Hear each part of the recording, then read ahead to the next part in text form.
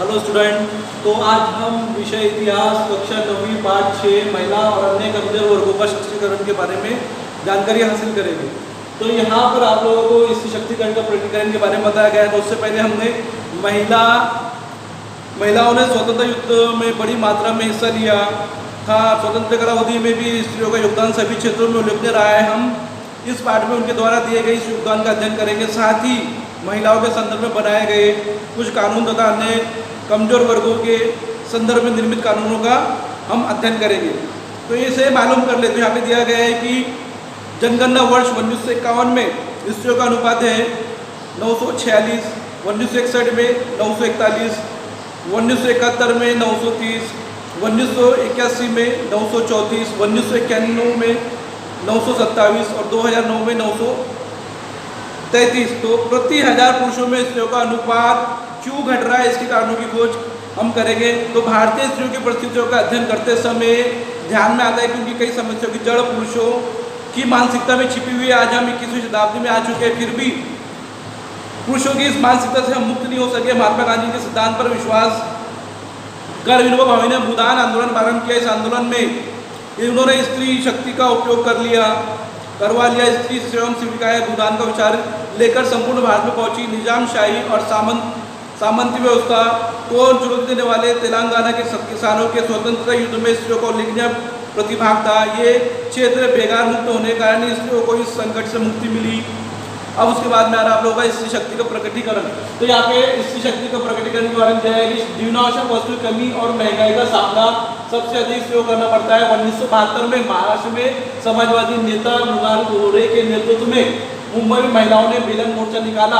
N Diwali में घी, चीनी, सूजी, मैदा, मिट्टी के तेल में जबरदस्त उछाल आ गई, महंगाई आ गई, जिसके कारण उनको उसका सामना करना पड़ा था। अतः उन्होंने बेलन मार्च के द्वारा ये आंदोलन चलाया और उन्हें ये सफलता प्राप्त हुई। तो जीवनावश्यक वस्तुओं को महंगाई का सामना करने के लिए मृणाल गौरे के नेतृत्व में ये बेलन आंदोलन निकाला गया और महिलाओं को इस आंदोलन में सफलता प्राप्त हुई। तो हो गया आप लोगों को 1972 में आंदोलन चलाया गया। उसके बाद में चिपको आंदोलन 1973 में हिमालय की तलहटी वाले जंगलों के पेड़ व्यापारिक उद्देश्य के लिए बड़ी मात्रा में काटे जाने वाले थे। इसके विरोध में चंडी प्रसाद भट्ट और सुंदरलाल गौगुना ने आंदोलन चलाया। स्त्रियों ने हाथ में हाथ घूमकर पुरुष के चारों ओर घेरा डालने की पद्धति अपनाई। पेड़ों की कटाई न हो इसलिए वो पेड़ों से चिपक जाती थी। तो यहाँ पे दिया गया है कि चंडीलाल भट्ट और सुंदरलाल गौगुना ने आंदोलन चलाया। स्त्रियों ने हाथ में हाथ घूमकर पुरुष के चारों ओर घेरा बनाकर रखती थी और वो जैसी व्यवसायिक उद्देश्य से पेड़ों को काटने के लिए व्यापारी आगे आते थे वो पेड़ों में चिपक जाती थी और चिपकने के बाद में बचाने प्रयास करते। इस प्रकार स्वरूप इस आंदोलन का था। इस आंदोलन को चिपको आंदोलन कहते, इस आंदोलन को चिपको आंदोलन कहते। इस आंदोलन में इन्होंने बड़ी मात्रा में हिस्सा लिया था। इस परिसर की कृषि अर्थव्यवस्था में महिलाओं का व्यापक सहभाग था। गौरी देवी कार्यकर्ता ने स्त्रियों को जागृति उत्पन्न की। उन्हें सुदेशा देवी, भजनी देवी का सहयोग प्राप्त हुआ। उसके बाद में आ रहा शराब के विरोध में आंदोलन 1992 में शराब के विरोध में आंध्र प्रदेश में शराब पान विरोध आंदोलन प्रारंभ हुआ। शराब पीने की लत से दुख दारिद्र्य का सामना करना पड़ता है। इसका सबसे ज्यादा खामियाजा स्त्रियों को करना पड़ता है क्योंकि घर का जो करता धरता है वो शराब वगैरह पीने से एक अकाल मृत्यु हुई थी, जिसके कारण गरीबी और दरिद्र का सामना करने के हिसाब से स्त्रियों की आर्थिक स्थिति खराब हो गई। इसलिए आंध्र प्रदेश में इस आंदोलन को अर्घ आंदोलन का विरोध कहा गया। और आंध्र प्रदेश में सरकारी नीति के परिणाम स्वरूप अर्घ स्थानीय शराब विक्रेताओं ने गाँवों में अर्घ की दुकानें खोली। गाँव की निर्धन परिश्रमी जनता शराब की आदि बन गई थी। उस समय गाँव देहातों में साक्षरता कार्यक्रम चलाया जा रहा था। इस कार्यक्रम में सीताम्मा कथा ने सीता कहानी बताई जाती थी। इस कथा में बताया गया था कि सीता गाँव में जागृति पैदा कर किस प्रकार शराब की रोकथाम करती है। वर्ष 1992 में आंध्र प्रदेश के नेल्लूर जिले के दूबागुंडा गांव में 3 युवक लड़के शराब के नशे में तालाब में डूबकर मर गए, जिसके कारण पूरे गांव में अफरा तफरी मच गई और उन्होंने सभी महिलाएं इकट्ठी आई। सभी महिलाओं ने इकट्ठा होकर अर्घ की दुकानें, शराब की दुकानों को बंद करा दिया। स्थानीय समाचार आते गाँवों में उसका प्रभाव दिखाई देने लगा। यह आंदोलन संपूर्ण राज्य में फैल गया। परिणाम स्वरूप सरकार ने शराब बिक्री के विरोध में कड़ी नीति अपनाई। उसके बाद में आ रहा आप लोगों का अंतर्राष्ट्रीय महिला वर्ष। तो अंतर्राष्ट्रीय महिला वर्ष के बारे में दिया गया है कि संयुक्त राष्ट्र संघ ने वर्ष 1975 को अंतर्राष्ट्रीय महिला वर्ष को घोषित किया।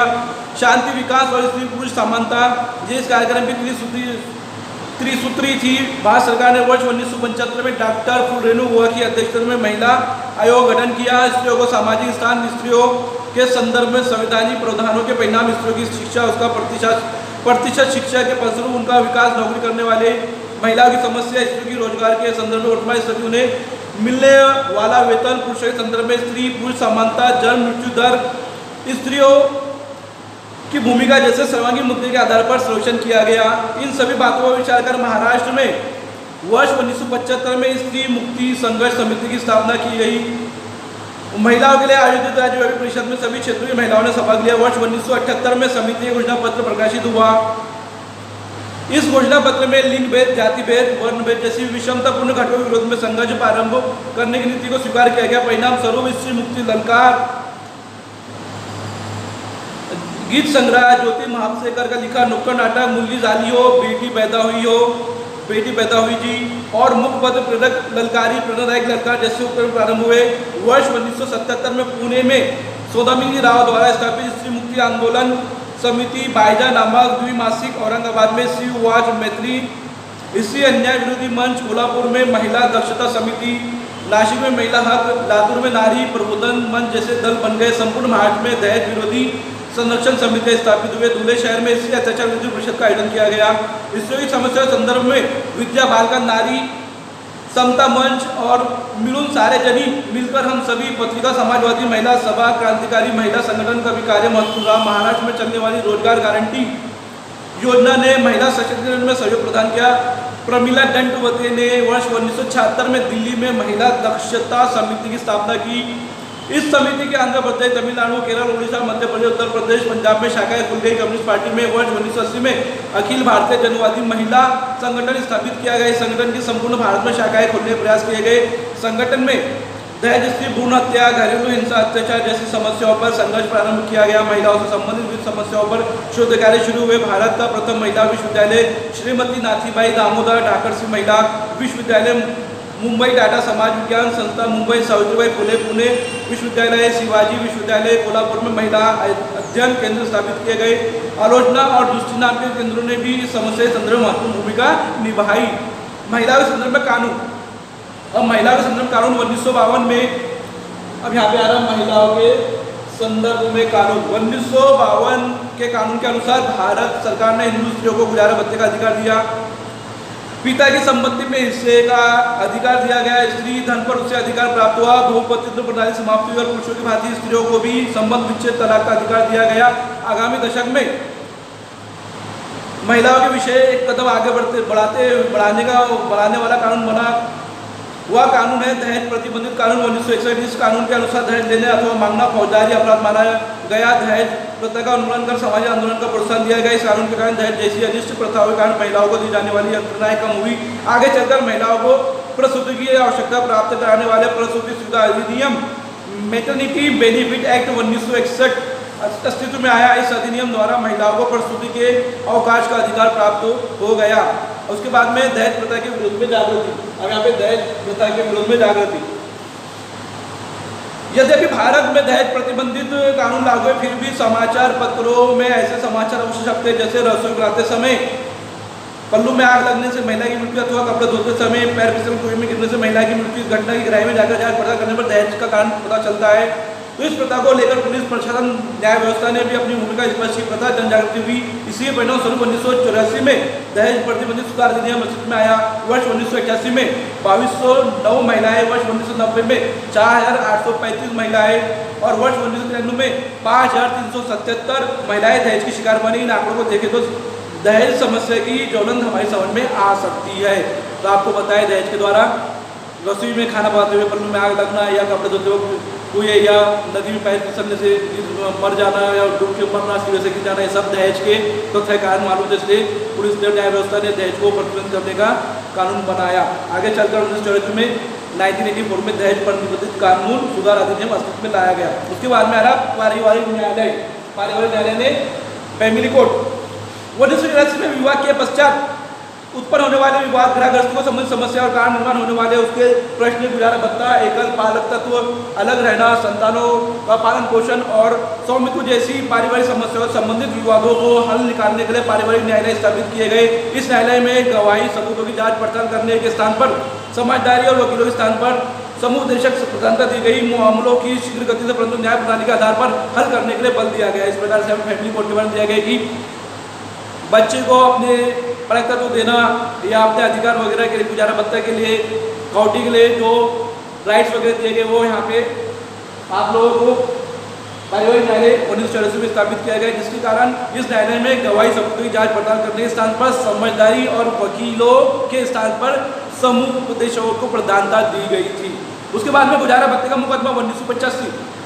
यदि किसी विवाहिता स्त्री से उसका पति संबंध विच्छेद तलाक देता है तो स्त्री का गुजारा हेतु उसके पति को उसे प्रतिमाह निश्चित एक मोटी राशि देनी पड़ती है। इसे गुजारा भत्ता कहते हैं। उच्चतम न्यायालय में मोहम्मद अहमद खान बनाम शाहबानो बेगम मुकदमे में न्यायालय ने यह निर्णय सुनाया कि शाहबानो को गुजारा भत्ते मांगने का अधिकार है। तथापि धार्मिक संगठनों ने इस निर्णय के विरुद्ध हल्ला मचाया। परिणाम स्वरूप संसद में Muslim women act protection of rights on divorce ये पारित हुआ। तो गुजारा भत्ते के बारे में दिया गया 1985 में गुजारा भत्ता पारित किया गया है कि कोई पति किसी पत्नी से संबंध विच्छेद करता है, तलाक वगैरह देता है, तो न्यायालय उसे पति को उसे प्रतिमाह निश्चित एक मोटी राशि देनी पड़ती है, उसे गुजारा भत्ता कहता है। तो ये सबसे पहले मोहम्मद अहमद खान उच्च न्यायालय ने शाहबानो बेगम मुकदमे में यह निर्णय सुनाया था कि शाहबानो को गुजारा भत्ता देना पड़ेगा। फिर भी इसके विरोध में धार्मिक संगठन ने विरोध किया, लेकिन फिर भी उसका कुछ हुआ नहीं और वहाँ पे Muslim women act protection of rights on divorce पारित किया गया। सती प्रथा प्रतिबंधित कानून 4 सितंबर 1987। सती प्रतिबंधित कानून 4 सितंबर 1987 को पारित किया गया। 1987 को राजस्थान के देवरा गांव में रूप कुंवर नाम की व्यवस्था इसलिए सती होगी, वो अपनी इच्छा से सती नहीं हुई थी, इससे सती होने के लिए बाध्य किया गया था। उसका सती होना, सती प्रथा का उत्तराधिकरण करना जैसी बातें गैर कानूनी थी। मीना मेनन, गीता सेतु, सुजाता आनंदन, अनु जोसेफ, कल्पना शर्मा आदि नारी मुक्ति कार्यकर्ता और पत्रकारों ने इस कानून की जांच पड़ताल की। सरकार ने वर्ष 1988 में कड़े प्रावधान कर सती प्रतिबंधित कानून पारित किया। उसके बाद में आ रहा मानव अधिकार रक्षा कानून। तो यहाँ पे महिला मानव अधिकार रक्षा कानून। स्त्री और पुरुष पर होने वाले अन्याय को दूर किया जा सके इसलिए वर्ष 1993 में ये कानून बनाया गया। इसके लिए राष्ट्रीय मानवाधिकार आयोग का गठन किया गया। इसी आधार पर कुछ राज्यों ने राज्य मानवाधिकार आयोग की स्थापना की। इस कानून के अनुसार सामूहिक अत्याचार, संबंध विच्छेद, तलाकशुदा महिलाओं की सामाजिक दशा, महिला सुरक्षित कार्य स्थान जैसे विभिन्न विषयों पर कानून प्रोत्साहन की भूमिका निभाकर महिलाओं पर होने वाले अन्याय को दूर करने की सहायता के लिए मानवाधिकार की स्थापना की गई। उसके बाद में महिलाओं के लिए आरक्षण, महिलाओं के लिए आरक्षण 73वें और 74वें संविधान संशोधन द्वारा ग्राम पंचायत, पंचायत समिति, जिला परिषद, नगर परिषद और महानगर पालिका और नगर निगम में महिलाओं के लिए 1/3 1/3 स्थान आरक्षित रखे गए। सरपंच, अध्यक्ष, नगर अध्यक्ष, महापौर, मेयर जैसे पदों के लिए भी 1/3 पद महिलाओं के लिए आरक्षित रखा गया है। देश के महाराष्ट्र के साथ साथ 15 राज्यों में महिलाओं के लिए 50% यानी 50% आरक्षण दिया गया। इसी प्रावधान के कारण महिलाओं को प्रशासन में प्रतिनिधि बनाने का अवसर प्राप्त होता है। स्वतंत्रता के बाद वाले समय में भारतीय संविधान ने स्त्री पुरुष समता सिद्धांत की स्वीकार किया। फलस्वरूप मतदान जैसा महत्वपूर्ण राजनीतिक अधिकार महिलाओं को प्राप्त हुआ। पुरुषों के समान ही महिलाओं को शिक्षा और रोजगार के लिए समान अवसर उपलब्ध कराए गए। कानून ने सती, दहेज, बहुपतित्व जैसे अनिष्ट प्रथाओं पर प्रतिबंध लगाया। स्त्रियों के संबंध विच्छेद, तलाक अधिकार को मान्यता प्रदान की गई। उन्हें संपत्ति में भी कानूनी हिस्सा दिया गया। राजनीतिक सत्ता में महिलाओं को उचित साझेदारी देने के उद्देश्य से स्थानीय प्रशासन संस्थाओं में कतिपय स्थान आरक्षित रखे गए। इन सभी प्रावधानों के फलस्वरूप आज हमें दिखाई देता है कि महिलाएं शिक्षित होकर अर्थार्जन करने लगी है। नारी मुक्ति विचार ने स्त्रियों में आत्मबोध उत्पन्न हो रहा है। शिक्षा, अर्थार्जन, प्रशासन, राजनीति आदि सभी क्षेत्रों में महिलाएं बढ़ चढ़कर हिस्सा लेने लगी। उसके बाद में आप लोगों का अनुसूचित जातियाँ। अनुसूचित जातियों में स्वतंत्र समय में हमारे संविधान ने स्वतंत्र, समता, बंधुत्व और सामाजिक न्याय जैसे मूल्यों को अंगीकार किया। उसी का अनुसरण करते हुए छुआछूत प्रथा कानून ने प्रतिबंध लगाया। संविधान के 17वें अनुच्छेद के अनुसार छुआछूत प्रथा को समाप्त किया गया और अछूत वर्ग का समावेश अनुसूचित जातियों में किया गया। इस अनुसूचित जातियों के सामाजिक और आर्थिक पिछड़ेपन को ध्यान में रखकर अपना विकास साधित कर सके, इसके लिए उन्हें शिक्षा और नौकरियों में प्रतिनिधित्व दिया गया। उसके बाद में आ रहा हुआ अनुसूचित जनजातियाँ। अब अनुसूचित जनजातियाँ तो अनुसूचित जनजातियों की तरह ही देश के दुर्गम क्षेत्रों में रहने वाले आदिवासी समाज को भी कतिपय समस्या आधुनिक सदारों में दूर रहने के कारण वर्गों का आर्थिक और सामाजिक स्थिति पिछड़ी गई। वर्तमान समय में आदिवासी जनजातियों की स्थितियों में सुधार हो रहा है, फिर भी वनोत्पादन और खेती के अतिरिक्त उनके पास आजीविका के अन्य साधन नहीं है। खेती के आधुनिक औजार उन तक पहुंचे नहीं है। परिणाम स्वरूप खेती के प्राप्त होने वाली आय अत्यल्प होती है। उनकी खेती भी पहाड़ के ऊपर भूमि पर होती है, वह उपजाऊ नहीं होती है।